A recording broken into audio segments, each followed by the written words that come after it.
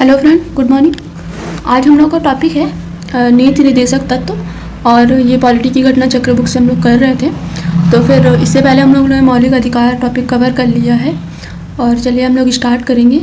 इसको आप लोग प्रैक्टिस करते रहिएगा डेली। आर तथा यूपीपीसीएस के लिए बहुत ही इंपॉर्टेंट सीरीज होगी। चलिए स्टार्ट करेंगे। क्वेश्चन नंबर 1, राज्य के नीति निर्देशक सिद्धांतों को भारतीय संविधान में शामिल किए जाने का उद्देश्य। यहाँ पर उद्देश्य बताना है। ए ऑप्शन दिया गया है राजनैतिक प्रजातंत्र को स्थापित करना, बी सामाजिक प्रजातंत्र को स्थापित करना, सी गांधीवादी प्रजातंत्र को स्थापित करना, डी सामाजिक और आर्थिक प्रजातंत्र को स्थापित करना। तो यहाँ पर जो है डी ऑप्शन राइट आंसर हो जाएगा। सामाजिक और आर्थिक प्रजातंत्र को स्थापित करना नीति निर्देशक तत्व नीति निर्देशक सिद्धांतों का भारतीय संविधान में शामिल करने का उद्देश्य है। तो राज्य के नीति निर्देशक तत्व भारतीय संविधान में शामिल किए जाने का उद्देश्य सामाजिक और आर्थिक प्रजातंत्र को स्थापित करना। यह उद्देश्य कल्याणकारी राज्य की स्थापना में सहायक है और जिनका संविधान निर्माता एक कल्याणकारी राज्य की स्थापना के लिए प्रावधान चाहते हैं। तो यहाँ पर डी ऑप्शन राइट आंसर हो जाएगा। क्वेश्चन नंबर 2, निम्नलिखित में से कौन राज्य के नीति निर्देशक सिद्धांतों का उद्देश्य नहीं है। ए ऑप्शन है एक कल्याणकारी राज्य की स्थापना करना, बी सामाजिक आर्थिक न्याय को सुनिश्चित करना, सी एक धार्मिक राज्य की स्थापना करना और डी है एक धर्मनिरपेक्ष राज्य की स्थापना करना। तो यहाँ पर जो है सी ऑप्शन राइट आंसर पूछा है। सी ऑप्शन राइट आंसर होगा क्योंकि यहाँ पर जो है राज्य के नीति निर्देशक सिद्धांतों का उद्देश्य नहीं पूछा है। तो एक धार्मिक राज्य की स्थापना करना, यानी कि जो धार्मिक राज्य है यह इंडिया में नहीं है। इंडिया एक धर्मनिरपेक्ष देश है। भारतीय संविधान के भाग 4 में और अनुच्छेद 36 से 51 तक राज्य के नीति निर्देशक सिद्धांतों का वर्णन किया गया है और भारत के संविधान निर्माताओं का लक्ष्य इन सिद्धांतों के माध्यम से आर्थिक और सामाजिक लोकतंत्र एवं कल्याणकारी राज्य की स्थापना करना। इन सिद्धांतों का उद्देश्य धार्मिक राज्य की स्थापना करना नहीं है, यानी कि C option right answer. Question number 3, राज्य के नीति निर्देशक सिद्धांत किस प्रकार मौलिक अधिकारों से भिन्न है। ए ऑप्शन है पूर्वोक्त केंद्रीय सरकार के लिए है और उपरोक्त राज्यों के लिए। फिर बी ऑप्शन है पूर्वोक्त संविधान का अंश नहीं है जबकि उपरोक्त है। फिर सी ऑप्शन है निर्देशक सिद्धांत परिवर्तनीय नहीं है जबकि मौलिक अधिकार परिवर्तनीय है। तो यहाँ पर जो है सी ऑप्शन राइट आंसर हो जाएगा। निर्देशक सिद्धांत परिवर्तनीय नहीं है, यानी जस्टिफाइबल नहीं है, इसके लिए आप निर्देशक कोर्ट नहीं जा सकते। और जबकि मौलिक अधिकार परिवर्तनीय है, अगर आपका मौलिक अधिकार का हनन हो रहा है तो आप सुप्रीम कोर्ट तथा हाई कोर्ट जा सकते हैं। तो यहाँ पर जो है सी ऑप्शन राइट आंसर होगा। राज्य के नीति निर्देशक सिद्धांत मौलिक अधिकारों से भिन्न है क्योंकि नीति निर्देशक सिद्धांत परिवर्तनीय नहीं है जबकि मौलिक अधिकार न्यायालय द्वारा परिवर्तनीय है। और नीति निर्देशक सिद्धांत संविधान के भाग 4 में वर्णित है और कल्याणकारी राज्य की स्थापना के लिए दिए गए निर्देश हैं, जबकि भाग 3 में वर्णित मौलिक अधिकार व्यक्तियों को राज्यकृत के विरुद्ध दी गई सुरक्षा की गारंटी है। क्वेश्चन नंबर 4, निर्देशक तत्व क्या है। वाद्य योग्य, बी अवाद्य योग्य, सी कठोर, डी लचीले। तो यहाँ पर जो है निर्देशक तत्व अवाद्य योग्य है, बी ऑप्शन राइट आंसर होगा। भारतीय संविधान में सामाजिक आर्थिक एजेंडे को साकारित करने के लिए वाद्य योग और अवाद्य योग दोनों तरह की व्यवस्थाएं समाहित हैं, जिसमें मौलिक अधिकार वाद्य योग और नीति निर्देशक तत्व अवाद्य योग है। क्वेश्चन नंबर 5, निम्नलिखित कथनों पर विचार कीजिए। भारत के संविधान के संदर्भ में राज्य की नीति निर्देशक तत्व के बारे में बताना है। ए ऑप्शन पहला दिया है विधायिका के कृत्यों पर निर्वर्धन करते हैं, दूसरा है कार्यपालिका के कृत्यों पर निर्वर्धन करते हैं। तो यहाँ पर डी ऑप्शन होगा, ना तो एक ना तो दो। तो यहाँ पर राज्य के नीति निर्देशक तत्व विधायिका, कार्यपालिका और संवैधानिक मामलों में राज्य के लिए सिफारिशें हैं और MC सीतलवाड़ के अनुसार नीति निर्देशक तत्व कोई विधिक अधिकार एवं कानूनी उपचार नहीं बताते हैं। ये सभी राज्य क्रियाओं की विधायिका या कार्यपालिका के लिए प्रभुत्व पृष्ठभूमि का निर्माण करते हैं तथा राज्य के नीति निर्देशक तत्व न तो विधायिका के कृत्यों पर निर्वर्धन है और न ही कार्यपालिका के कृत्यों पर निर्वर्धन है। तो इस तरह डी ऑप्शन राइट आंसर हो जाएगा। क्वेश्चन नंबर 6, भारत के संविधान के भाग 4 में अंतर्विशिष्ट प्रावधानों के संदर्भ में निम्न कथनों पर कथनों में से कौन सा सही है या सही है? तो यहाँ पर पहला ऑप्शन है वह न्यायालयों द्वारा परिवर्तनीय होंगे, वह किसी भी न्यायालय द्वारा परिवर्तनीय नहीं है, इस भाग में अधिक कथित सिद्धांत राज्य के द्वारा कानून बनाने को प्रभावित करेंगे। तो यहाँ पर जो है डी ऑप्शन राइट आंसर होगा। 2 और 3 वह किसी भी न्यायालय द्वारा परिवर्तनीय नहीं है और इस भाग में कथाकथित सिद्धांत के राज्य के द्वारा कानून बनाने को प्रभावित नहीं करेंगे। तो इस तरह डी ऑप्शन राइट आंसर होगा। भारतीय संविधान के भाग 4 36 से 51 राज्य नीति निर्देशक तत्वों से संबंधित है। इस भाग के प्रावधान किसी भी न्यायालय द्वारा परिवर्तनीय नहीं होते हैं और इसका अर्थ यह है कि यह संविधान का एक हिस्सा है जिसे न्यायपालिका द्वारा लागू कराया नहीं जा सकता। और भाग 4 के उपबंध न्यायालयों द्वारा परिवर्तनीय नहीं है तथा इस भाग में दिए गए सिद्धांत राष्ट्र के संचालन में मूलभूत हैं। ये सिद्धांत राज्य के द्वारा कानून बनाने को प्रभावित करते हैं। समय समय पर सरकार ने कुछ नीति निर्देशक तत्वों को लागू करने का प्रयास किया है और जमींदारी उन्मूलन कानून, बैंकों का राष्ट्रीयकरण, फैक्ट्री अधिनियम, न्यूनतम मजदूरी निर्धारण, कुटीर और लघु उद्योगों को प्रोत्साहन, मनरेगा, 6 से 14 वर्ष आयु के बच्चों के लिए निःशुल्क शिक्षा तथा अनुसूचित जाति और जनजाति के उन्नयन के लिए आरक्षण आदि प्रयासों को दर्शाते हैं। तो इस तरह हमारा डी ऑप्शन राइट आंसर होगा। 2 और 3 सही होगा। क्वेश्चन नंबर 7,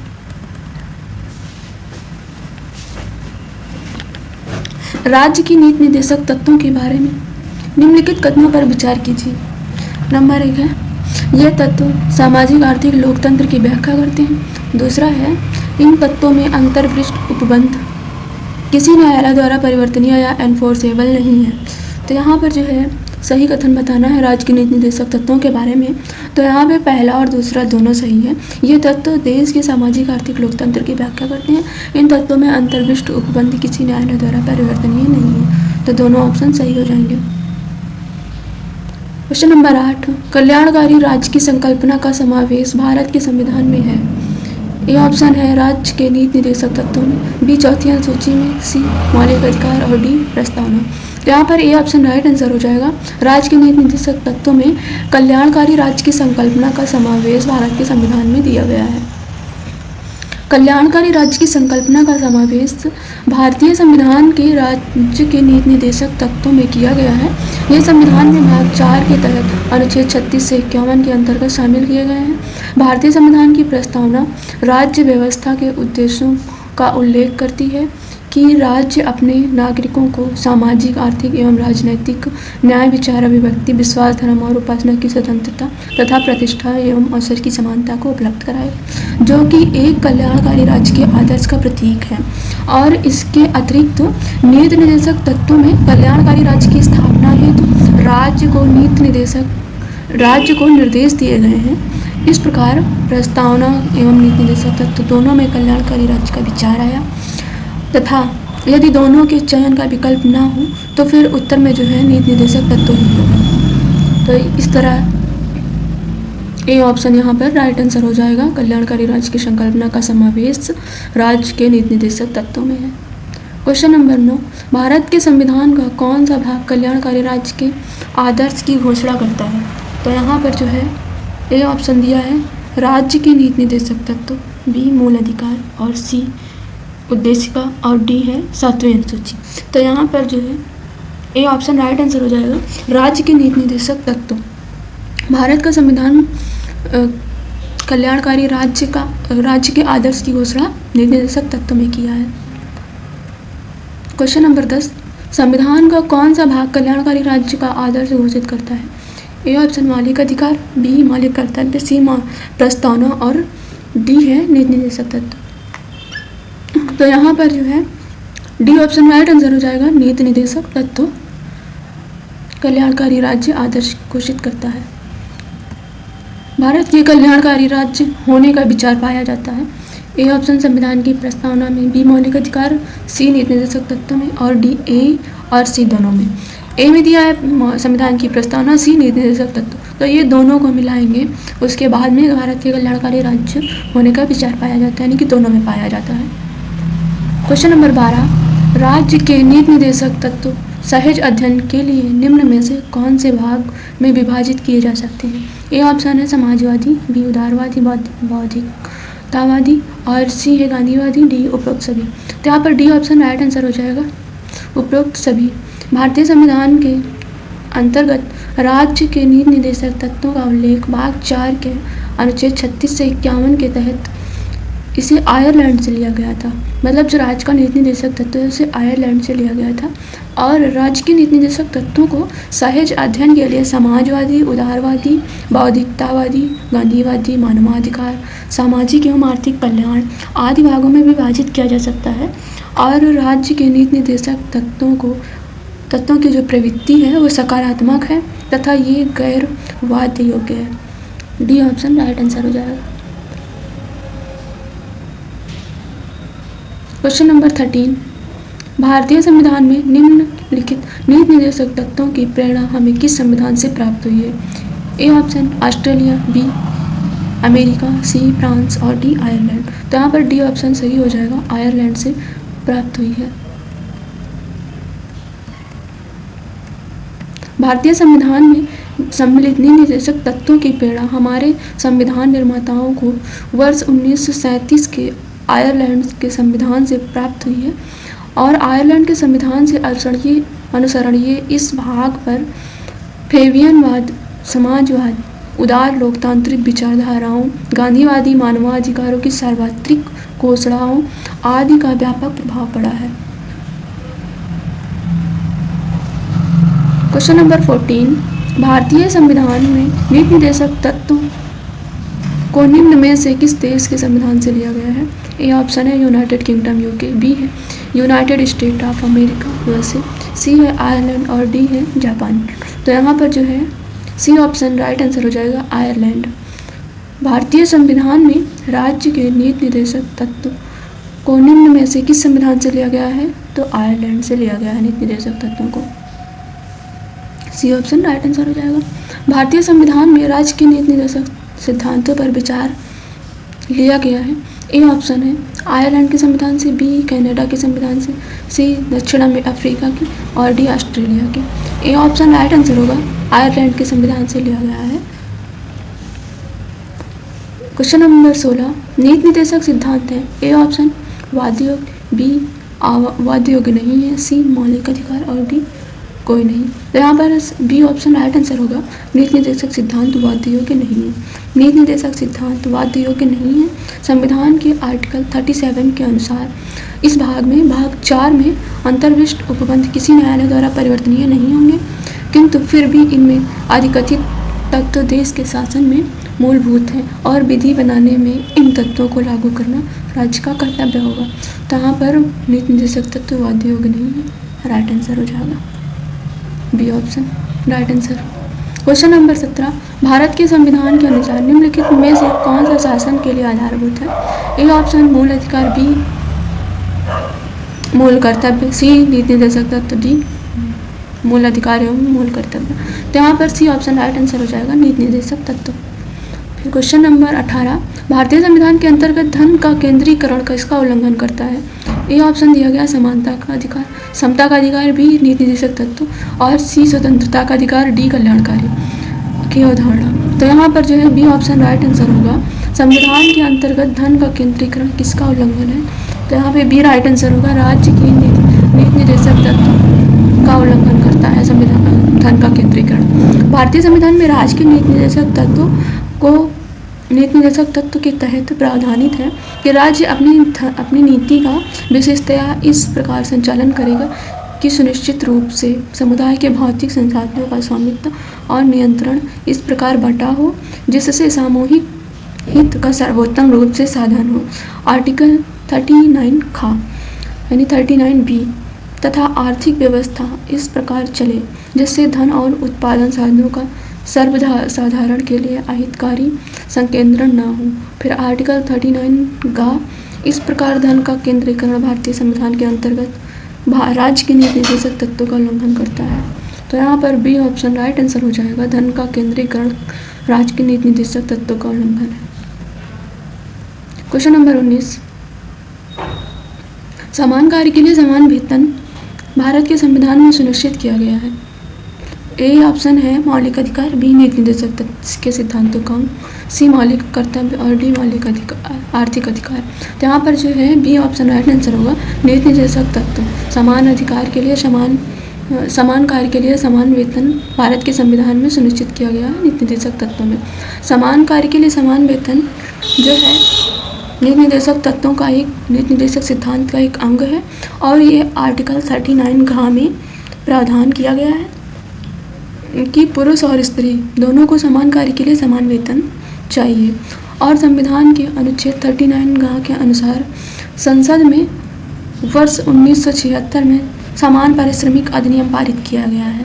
उल्लेखनीय है कि रणधीर सिंह बनाम भारत संवाद 1982 में सर्वोच्च न्यायालय ने यह अभिनिर्धारित किया कि संविधान की प्रस्तावना और अनुच्छेद 39 घ के आलोक में अनुच्छेद 14 और 16 को पढ़ने से समान कार्य के लिए समान वेतन का सिद्धांत प्राप्त होता है।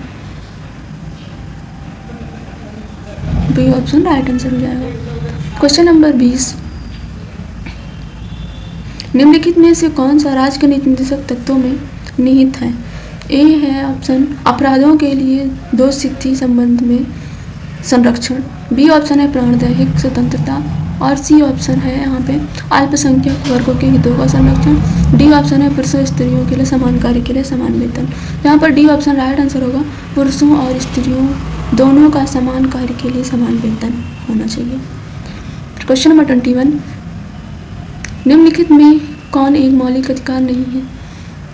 ए ऑप्शन है उत्पीड़न के खिलाफ अधिकार, बी समान कार्य के लिए समान वेतन, सी कानून के समक्ष बराबरी और डी धर्म पालन की स्वतंत्रता का अधिकार। तो यहाँ पर बी ऑप्शन राइट आंसर होगा, समान कार्य के लिए समान वेतन। समान कार्य के लिए समान वेतन का उल्लेख संविधान में मौलिक अधिकारों में न होकर राज्य की नीति निर्देशक तत्वों के अंतर्गत आर्टिकल 39 घ में किया गया है, जबकि प्रश्न के विकल्प में जो दिया हुआ है इसमें संविधान में मौलिक अधिकार के रूप में भी किया गया है। बी ऑप्शन राइट आंसर हो जाएगा यहाँ पर। क्वेश्चन नंबर 22, भारत में निम्नलिखित में से किसके अंतर्गत पंचायती राज प्रणाली की व्यवस्था की गई है? ए ऑप्शन मौलिक अधिकार, बी मौलिक कर्तव्य और सी नीति निर्देशक तत्व, डी चुनाव आयोग अधिनियम। तो यहाँ पर जो है सी ऑप्शन राइट आंसर होगा। राज्य के नीति निर्देशक सिद्धांत पंचायती राज प्रणाली आर्टिकल 40 में भारतीय संविधान में भाग 4 के तहत राज्य के नीति निर्देशक सिद्धांतों के अंतर्गत पंचायती राज प्रणाली की व्यवस्था की गई है और संविधान के अनुच्छेद 40 राज्यों के लिए ग्राम पंचायतों का गठन का प्रावधान करता है। इसके अनुसार राज्य ग्राम पंचायतों का संगठन करने के लिए कदम उठाएगा और उनको ऐसी शक्तियाँ और प्राधिकार प्रदान करेगा जो उन्हें स्वायत्त शासन की इकाइयों के रूप में कार्य करने योग्य बनाने के लिए आवश्यक हो। तो यहाँ पर जो है सी ऑप्शन राइट आंसर हो जाएगा। पंचायती राज का जो है उपबंध यानी पंचायती राज का प्रावधान अनुच्छेद 40 में नीति निर्देशक तत्व में दिया गया है। क्वेश्चन नंबर 23, निम्नलिखित में से कौन सा अनुच्छेद पंचायत के गठन के लिए राज्य सरकारों को निर्देशित करता है? ए ऑप्शन है अनुच्छेद 33, बी अनुच्छेद 40, सी अनुच्छेद 48 और डी है अनुच्छेद 50 ई उपरोक्त में से कोई नहीं। तो यहाँ पर बी ऑप्शन राइट आंसर हो जाएगा। अनुच्छेद 40 में पंचायती राज के गठन के लिए दिया गया है। क्वेश्चन नंबर 24, निम्नलिखित में से कौन सा एक राज्य सरकार को ग्राम पंचायतों को संगठित करने को निर्देशित करता है? तो यहाँ पर जो है बी ऑप्शन राइट आंसर होगा। अनुच्छेद 40 जैसा हम लोगों ने ऊपर पढ़ा है। क्वेश्चन नंबर 25 है, भारत के संविधान के अंतर्गत ग्राम पंचायतों का गठन किसमें दिया गया है? तो यहाँ भी नीति निर्देशक तत्व में ग्राम पंचायतों का गठन अनुच्छेद 40 में दिया गया है। चलिए आज हम लोग यहाँ क्वेश्चन नंबर 25 तक करते हैं, कल इससे आगे स्टार्ट करेंगे और आप लोग इसको कमेंट शेयर कर दीजिएगा, लाइक कर दीजिएगा। Thank you. Hello friend, good morning. जैसा कि आपको पता है कि हम लोग जो टेस्ट सीरीज कर रहे थे घटना चक्र से पॉलिटी की, ये आपके आर PCS के लिए बहुत ही इंपॉर्टेंट सीरीज है। आप लोग इसको प्रैक्टिस करते रहिए। हम लोग का टॉपिक था नीति निर्देशक तत्व DPST, तो हम लोग क्वेश्चन नंबर 23 तक कर लिए थे। आज हम लोग स्टार्ट करेंगे क्वेश्चन नंबर 24 से। चलिए हम लोग स्टार्ट करते हैं। क्वेश्चन नंबर 24, निम्नलिखित अनुच्छेदों में से कौन सा निम्नलिखित अनुच्छेदों में से कौन एक राज्य सरकार को ग्राम पंचायतों को संगठित करने के लिए निर्देशित करता है? तो ये हो जाएगा, ऑप्शन दिया हुआ है, option number A 32 article 32, B है 40 और सी है 48 और डी है 51। तो यहाँ पर जो है आर्टिकल 40 जो है वो ग्राम पंचायत से रिलेटेड है, तो यहाँ पर बी ऑप्शन राइट आंसर हो जाएगा। क्वेश्चन नंबर 25 है, भारत के संविधान के अंतर्गत ग्राम पंचायतों का गठन, ऑप्शन दिया हुआ है, ए ऑप्शन है एक मूलभूत अधिकार है, बी एक मूल कर्तव्य है, सी नीति निर्देशक सिद्धांत, डी उपयुक्त में से कोई नहीं। तो यहाँ पर सी ऑप्शन राइट आंसर हो जाएगा। ग्राम पंचायतों का गठन जो है भारत के संविधान में नीति निर्देशक तत्व जो 36 से 51 तक दिया हुआ है उसमें अनुच्छेद 40 के अंतर्गत ग्राम पंचायत का गठन आता है। तो इस तरह सी ऑप्शन राइट आंसर हो जाएगा, नीति निर्देशक सिद्धांत। क्वेश्चन नंबर 26, सूची दी हुई है, सूची फर्स्ट एंड सूची सेकंड को मिलाना है और एक तरफ अनुच्छेद दिए हुए हैं, एक तरफ उनसे रिलेटेड काम दिए हुए हैं। तो हम लोग देखते हैं। तो फिर सूची फर्स्ट में दिया हुआ है, ए में ए ऑप्शन दिया है ग्राम पंचायत का गठन, बी दिया है आचार संहिता और सी दिया है कृषि एवं पशुपालन, डी न्यायपालिका एवं कार्यपालिका का पृथक्करण और ई है अंतर्राष्ट्रीय शांति का विकास। तो यहाँ पर जो है ग्राम पंचायत का गठन को हम मैच करेंगे, इस साइड दिया गया है अनुच्छेद 40 यानी 5 से। उसके बाद में समान आचार संहिता, तो यहाँ पर समान आचार संहिता की बात करें तो वो फर्स्ट में मैच हो जाएगा यानी अनुच्छेद 44 में। और कृषि एवं पशुपालन की बात करें तो कृषि एवं पशुपालन को हम लोग 48 में करेंगे और न्यायपालिका कार्यपालिका के पृथक्करण को हम लोग आर्टिकल 50 में करेंगे और अंतर्राष्ट्रीय विकास जो है इसको 51 में करेंगे। लेकिन यहाँ पर जो है एग्जामिनर ने ई ऑप्शन सही माना है, उपयुक्त में से सभी एक से अधिक, लेकिन सही सुमेलित हमने जो बताया है वही होगा। ग्राम पंचायतों का गठन अनुच्छेद 40, आचार संहिता अनुच्छेद 44 और कृषि पशुपालन का संगठन अनुच्छेद 48 में आएगा यानी कि 48 में आ जाएगा।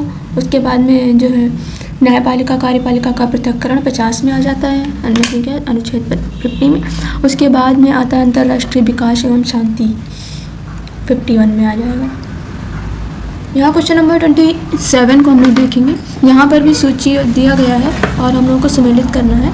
तो सूची फर्स्ट में भी दिया हुआ है अनुच्छेद, मतलब अनुच्छेद दिया हुआ है एक साइड, दूसरी साइड उनके कार्य दिए हुए हैं। तो यहाँ सूची फर्स्ट मतलब ए में दिया है अनुच्छेद 40, तो इधर हो जाएगा ग्राम पंचायत का गठन। 41 में दिया हुआ है तो यहाँ पर हो जाएगा काम करने का अधिकार। 44 अनुच्छेद 44 में समान नागरिक संहिता, अनुच्छेद 48 में कृषि एवं पशुपालन। तो अगर इस तरह हम लोग मैच करते हैं तो देखते हैं कि ए ऑप्शन राइट आंसर हो जाएगा। क्वेश्चन नंबर 28, निम्न में से कौन सा एक सही सुमेलित नहीं है? तो यहाँ पर नॉट करेक्ट बताना है। तो ए ऑप्शन है आर्टिकल 39A, तो इसमें हो जाता है समान न्याय एवं निःशुल्क विधिक सहायता। फिर आर्टिकल 40 ग्राम पंचायतों का गठन होगा। फिर यहाँ पर आर्टिकल 44 जो समान नागरिक संहिता होगा। आर्टिकल 48 में न्यायपालिका कार्यपालिका का पृथक्करण नहीं है, जबकि आर्टिकल 48 में कृषि और पशुपालन का संगठन है। और आर्टिकल न्यायपालिका कार्यपालिका का पृथक्करण का रिलेशन जो है वो आर्टिकल 50 में है। क्वेश्चन नंबर 29, भारत के संविधान में वर्णित नीति निर्देशक तत्वों को सुमेलित युग्म को पहचानिए। तो यहाँ पर ये ऑप्शन है समान न्याय और निःशुल्क विधिक सहायता, आर्टिकल 42 में आता है। फिर कृषि और पशुपालन का संगठन 43 में आता है। फिर ग्राम पंचायतों का संगठन आर्टिकल 41 में नहीं आएगा। ग्राम पंचायतों का गठन आर्टिकल 40 में आता है। और यहाँ पर जो है सिर्फ एक ही सही है, डी ऑप्शन, जो पुरुष और स्त्रियों दोनों को समान कार्य के लिए समान वेतन होगा, यह आर्टिकल 39 में है। दोनों के लिए सही सुमेलित है ये। बाकी सब इस तरह है, समान न्याय और निःशुल्क विधिक सहायता आर्टिकल 39A, और जो है कृषि एवं पशुपालन का गठन आर्टिकल 48 में आ जाएगा। ग्राम पंचायतों का गठन 40 में, पुरुष और स्त्रियों दोनों का समान कार्य के लिए समान वेतन हो, वो 39D में आ जाएगा। तो इस तरह हमारा डी ऑप्शन राइट आंसर है। क्वेश्चन नंबर 30, न्यायपालिका कार्यपालिका। यहाँ भी विषय और संबंधित अनुच्छेद दिए हैं, इनको हम लोग को मैच करना है। तो यहाँ पर जो है कौन सा युग्म सुमेलित नहीं है बताना है। तो फिर जो है न्यायपालिका, ए ऑप्शन में न्यायपालिका कार्यपालिका का पृथक्करण दिया हुआ है, तो ये जो है आर्टिकल 50 सही है। और दूसरा जो है अनुसूचित जातियों एवं अनुसूचित जनजातियों को शैक्षणिक तथा आर्थिक हितों की अभिवृद्धि दी हुई है, तो ये भी 46 में दिया है, सही है। और सी ऑप्शन सहकारी सोसाइटी जो है 43A में दिया है, ये गलत हो जाएगा। जो नहीं नॉट करेक्ट पूछा है तो सी ऑप्शन ही राइट आंसर होगा। और आपको पता ही है ग्राम पंचायतों का गठन जो है आर्टिकल 40 में है, तो ये फिर राइट आंसर, ये मतलब ऑलरेडी सही है। और सी ऑप्शन इस क्वेश्चन के हिसाब से सी ऑप्शन सही होगा, क्योंकि आर्टिकल 43A में उद्योगों के प्रबंधन में कर्मकारों का भाग लेना सुनिश्चित करने के लिए राज्य द्वारा कदम उठाने हेतु उपबंध है। सहकारी समितियों के संवर्धन की चर्चा में संविधान के आर्टिकल 43B में है, मतलब सहकारी समितियां जो हैं ये आर्टिकल 43B में है, ना कि 43A में है। तो इस तरह जो है सी ऑप्शन राइट आंसर होगा, नॉट करेक्ट पूछा था। क्वेश्चन नंबर 31, नीचे दो कथन दिए हुए हैं, एक कथन को ए तथा दूसरे कथन को कारण आर कहा गया है। तो कथन ए जो है मनरेगा आहर परिवार के कम से कम एक सदस्य को वर्ष में 100 दिन का रोजगार दिलाने का प्रावधान करता है। फिर कारण आर दिया गया है, रोजगार का अधिकार संविधान के भाग 3 में वर्णित है। तो यहाँ पर बताना है कौन सा सही है और कौन सा गलत है। तो मनरेगा और आहर परिवार के कम से कम एक सदस्य को 100 दिन का रोजगार दिलाने का प्रावधान करता है, ये राइट आंसर हो जाएगा।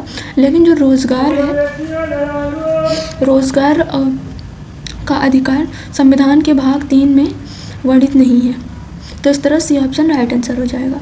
महात्मा गांधी राष्ट्रीय ग्रामीण रोजगार अधिनियम मनरेगा जो है भारत में लागू एक रोजगार गारंटी योजना है, जिसे वर्ष 2005 में लोकसभा द्वारा अधिनियमित किया गया था। और यह योजना जो है प्रत्येक वित्तीय वर्ष में किसी भी ग्रामीण परिवार के उन वयस्क सदस्यों को 100 दिन का रोजगार उपलब्ध कराती है जो सांविधिक न्यूनतम मजदूरी पर सार्वजनिक कार्य संबंधित अकुशल मजदूरी के लिए तैयार है। और यह जो है संविधान के भाग 4 आर्टिकल 41 में प्रावधान किया गया है। और कुछ दशाओं में काम, शिक्षा, लोक सहायता पाने का अधिकार जो है आर्टिकल भाग 4 आर्टिकल 41 में है। इसके लिए जो है संविधान के भाग 3 में मौलिक अधिकार दिया हुआ है, ना कि काम पाने का, ना कि काम। तो फिर संविधान के भाग 3 में मौलिक अधिकार में रोजगार को शामिल नहीं किया गया है, तो इस तरह जो है राइट आंसर हो जाएगा हमारा सी ऑप्शन। क्वेश्चन नंबर 32, मनरेगा कार्यक्रम में भारतीय संविधान के किस अनुच्छेद को लागू करने हेतु लाया गया है। ए ऑप्शन है आर्टिकल 43B, 45C, 47 और डी 50। तो यहाँ पर जो भारतीय संविधान के तहत भाग 4 में राज्य के नीति निर्देशक तत्वों के अंतर्गत आर्टिकल 51 के तहत उपबंधित है कि राज्य अपनी आर्थिक सामर्थ्य और विकास की सीमाओं के भीतर काम पाने के अधिकार को प्राप्त कराने का प्रभावी उपबंध करेगा। साथ ही इसी भाग के आर्टिकल 43 में कहा गया है कि राज्य उपयुक्त विधान या आर्थिक संगठन द्वारा या किसी अन्य रीति से कृषि के उद्योग के अन्य प्रकार के सभी कर्मकारों को काम, निर्वाह, मजदूरी एवं शिष्ट जीवन स्तर और अवकाश के संपूर्ण उपभोग सुनिश्चित करने वाली काम की दशाओं को प्रदान करने का प्रयास करेगा। फिर मनरेगा राज्य के इन्हीं संवैधानिक लक्ष्यों को पूर्ति की दिशा में एक महत्वपूर्ण कार्यक्रम है। तो यहाँ पर जो है A option article 43 right answer हो जाएगा। क्वेश्चन नंबर 33, 42वें संविधान संशोधन द्वारा किस अनुच्छेद के माध्यम से श्रमिकों के प्रबंधन में भागीदारी सुनिश्चित की गई है। ए ऑप्शन है आर्टिकल 38, बी ऑप्शन है 39A और सी ऑप्शन है 45, डी है 43A। तो यहाँ पर 42 में मतलब 42वें संविधान संशोधन 1976 द्वारा संविधान के भाग 4 में राज्य के नीति निर्देशक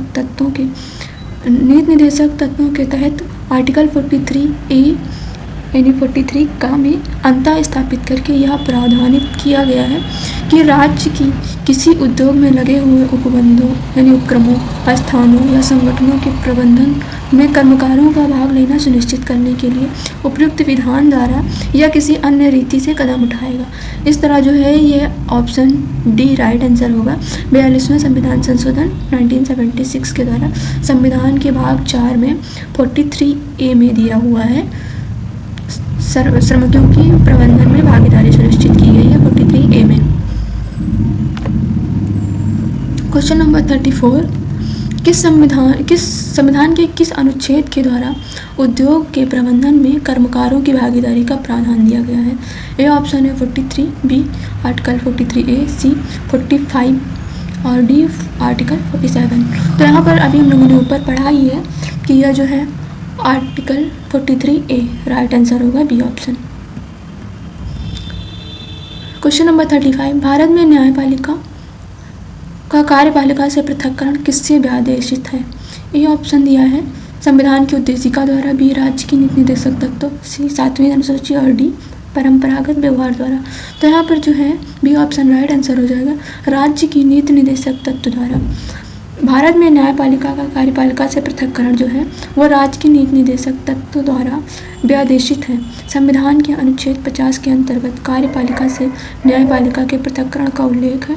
इसके अनुसार राज्य की लोक सेवाओं में न्यायपालिका को कार्यपालिका से पृथक करने के लिए राज्य कदम उठाएगा। तो ये जो है बी ऑप्शन राइट आंसर हो जाएगा।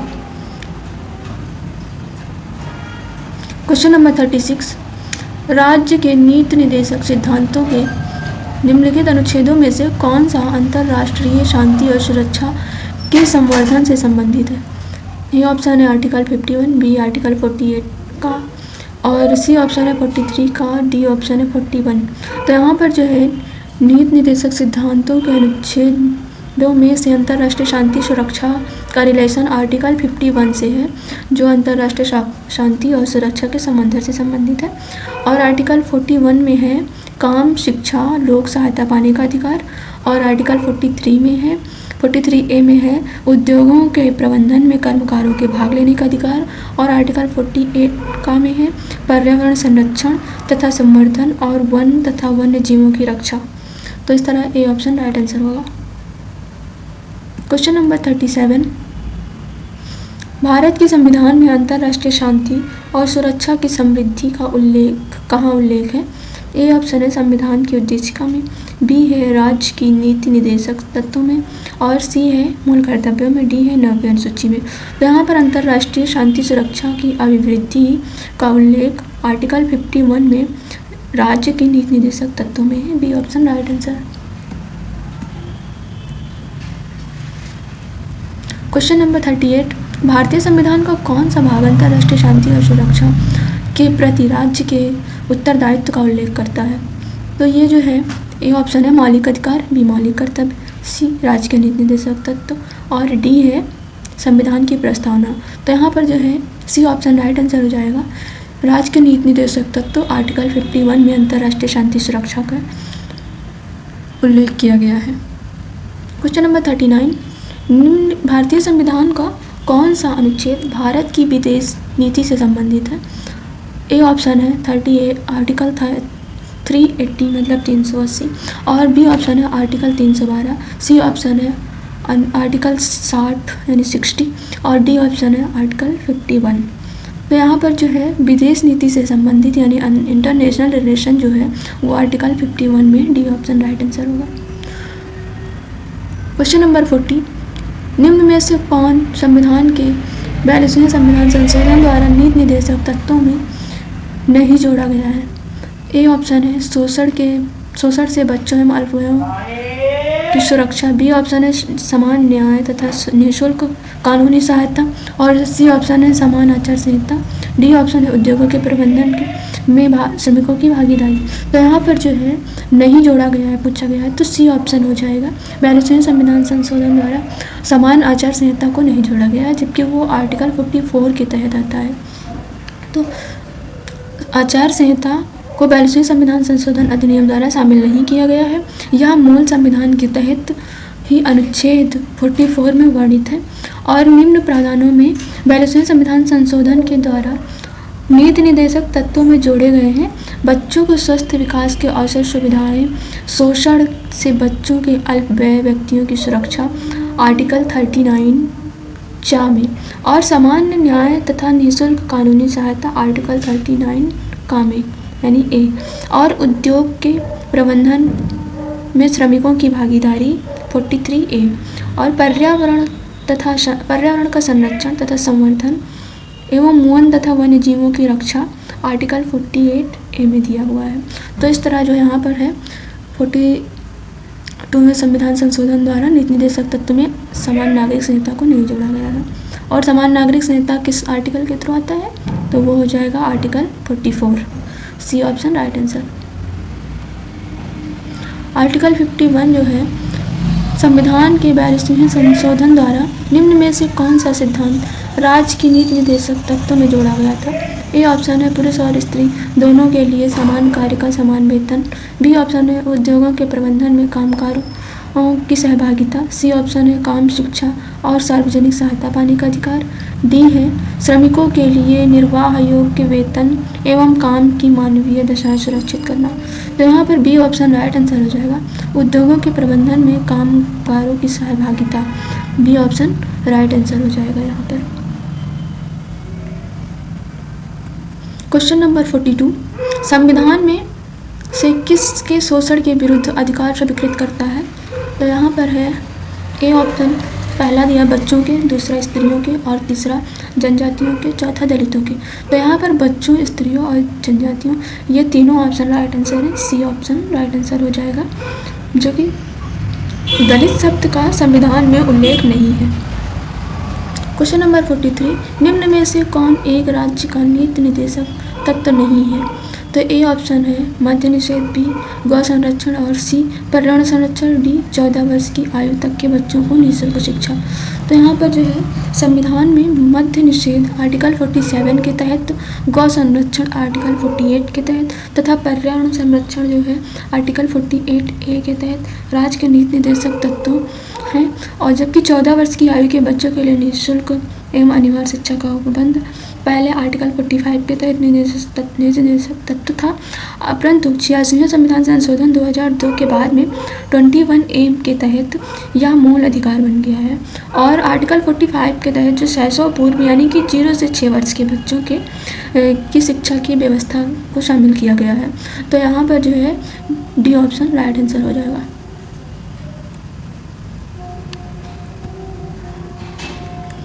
क्वेश्चन नंबर 44 में निम्न में से कौन सा राजनीति निर्देशक तत्व नहीं है। ए ऑप्शन है मादक पेयों के उपभोग का निषेध करना, बी गायों और बछड़ों को वध का निषेध करना, सी पर्यावरण का संरक्षण तथा संवर्धन, डी 16 वर्ष की आयु तक के बच्चों को निःशुल्क शिक्षा। तो यहाँ पर जो है कौन सा राज्य के नीति निर्देशक तत्व का नहीं है पूछा है, तो यहाँ पर डी ऑप्शन राइट आंसर हो जाएगा। 16 वर्ष की आयु तक के बच्चों को निःशुल्क शिक्षा, इसका कोई उल्लेख इसमें नहीं है। क्वेश्चन नंबर 45, निम्न में से कौन सा राज्य के नीति निर्देशक तत्वों में शामिल है। पहला ऑप्शन है मानव के दुर्व्यापार बलात्श्रम का प्रतिषेध, दूसरा ऑप्शन है मादक पेयों स्वास्थ्य के लिए हानिकारक औषधीय प्रयोजनों से भिन्न उपभोग का प्रतिषेध। तो यहाँ पर दूसरा ऑप्शन राइट आंसर हो जाएगा। नीति निर्देशक तत्वों के अंतर्गत आर्टिकल 47 के तहत मादक पेयों और स्वास्थ्य के लिए हानिकारक औषधीय प्रयोजनों से भिन्न उपभोग का प्रतिषेध किया गया है।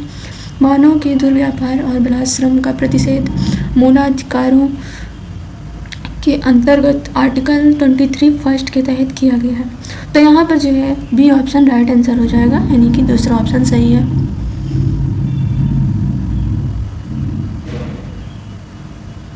क्वेश्चन नंबर 46, इसमें दिया है भारतीय संविधान में प्रतिष्ठापित राज्य के नीति निर्देशक तत्वों के अंतर्गत निम्नलिखित प्रावधानों पर विचार कीजिए। तो प्रावधान दिए हैं, पहला दिया है भारतीय नागरिकों के लिए समान नागरिक यानी सिविल सहायता सुरक्षित करना, फिर दूसरा है ग्राम पंचायतों को संगठित करना, तीसरा है ग्रामीण क्षेत्रों में कुटीर उद्योगों को प्रोत्साहित करना।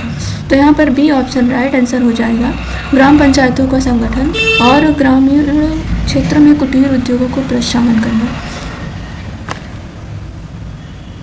गांधीवादी सिद्धांतों पर आधारित प्रावधानों को राज्य के नीति निर्देशक सिद्धांतों के तहत की गई अनुच्छेदों में सम्मिलित किया गया है, जो इस प्रकार है। ग्राम पंचायतों का संगठन अनुच्छेद 40, ग्रामीण क्षेत्रों में कुटीर उद्योगों को व्यक्तिगत या सहकारी आधार पर बढ़ाने का प्रयास आर्टिकल 43 में, अनुसूचित जाति जनजाति तथा अन्य दुर्बल वर्गों की शिक्षा और अर्थ संबंधी हितों की समृद्धि आर्टिकल 46 में है। मादक पेयों, स्वास्थ्य के लिए हानिकारक औषधियों के प्रयोजनों से भिन्न उपभोग का प्रतिषेध आर्टिकल 47 में, गायों और बछड़ों तथा अन्य दुधारू पशुओं के वध पर रोक, उनकी नस्लों में सुधार का प्रयास 48। तो उपयुक्त में से यहाँ पर बी ऑप्शन सही हो जाएगा। क्वेश्चन नंबर 47, निम्नलिखित में से किस में पर्यावरण संरक्षण तथा संवर्धन तथा वन्य जीवन की रक्षा के प्रावधान पाए जाते हैं? तो यहाँ पर ए ऑप्शन है केवल राज्य के नीति निर्देशक तत्व, बी केवल मूल कर्तव्य। तो यहाँ पर सी है ए बी दोनों, तो सी ऑप्शन राइट आंसर हो जाएगा, ए बी दोनों। 42वें संविधान संशोधन 1976 द्वारा संविधान में राज्य के नीति निर्देशक तत्वों के तहत जोड़े गए आर्टिकल 48A के अनुसार राज्य देश के पर्यावरण के संवर्धन तथा संरक्षण और वन्य जीवों की रक्षा करने का प्रयास करेगा। साथ ही संविधान में मूल कर्तव्यों के तहत आर्टिकल 51A जी के अनुसार भारत के प्रत्येक नागरिक का यह कर्तव्य होगा कि वह प्राकृतिक पर्यावरण की और इसके अंतर्गत वन, झील, नदी और वन्य जीव हैं उनकी रक्षा करें तथा उनका संवर्धन करें, प्राणी मात्र के प्रति दया भाव रखें। क्वेश्चन नंबर 48, निम्नलिखित में से राज्य के नीति निर्देशक सिद्धांतों में सम्मिलित है, यहाँ पर कौन सा सम्मिलित है बताना है। ए ऑप्शन है राज्य देश के पर्यावरण के संरक्षण तथा संवर्धन का प्रयास करेगा। बी राज्य किसी व्यक्ति को कानून के समक्ष समानता से मना नहीं करेगा। सी ऑप्शन है राज्य के किसी व्यक्ति को उसके धर्म, कुल, जाति, लिंग, जन्म स्थान पर प्रभेद नहीं करेगा।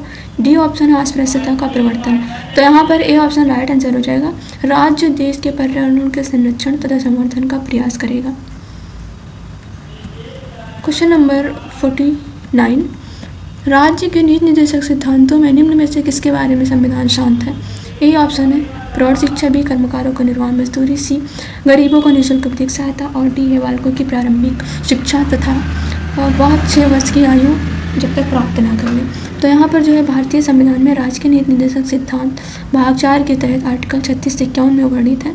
इनमें कर्मकारों, मजदूरों का प्रावधान आर्टिकल 43 में है और गरीबों को निःशुल्क विधिक सहायता आर्टिकल 39A में है तथा 6 वर्ष से कम आयु के बालकों के लिए प्रारंभिक बाल्यावस्था की देखरेख और शिक्षा जो है दिया हुआ है 86वें संविधान संशोधन, और 6 वर्ष से कम आयु के बच्चों में जो है आर्टिकल 45 में दिया है।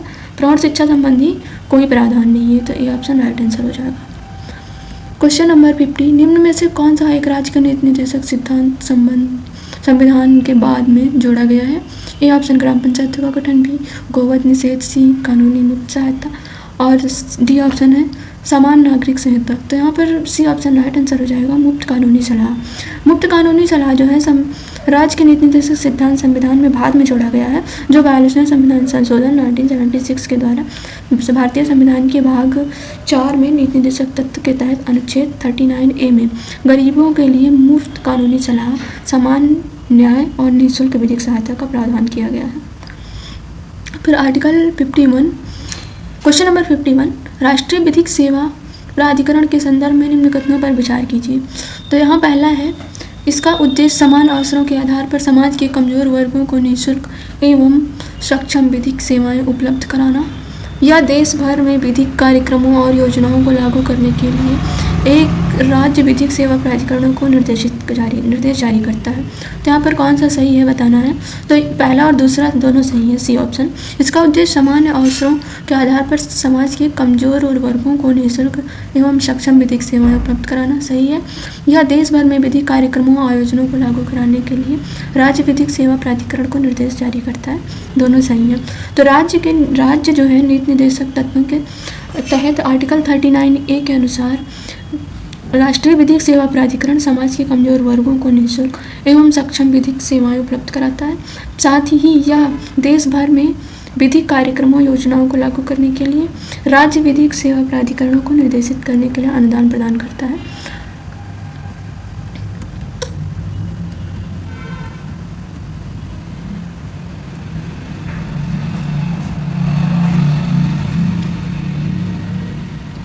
चलिए आज हम लोग यहीं तक करते हैं, क्वेश्चन नंबर 51 तक। इससे आगे कल हम लोग स्टार्ट करेंगे। और आप लोग इसके लिए कमेंट कर दीजिएगा, जो भी आपको सही लग रहा है, नहीं लग रहा है, आपको पसंद आ रहा है तो लाइक कर दीजिएगा और शेयर कर दीजिएगा। Thank you.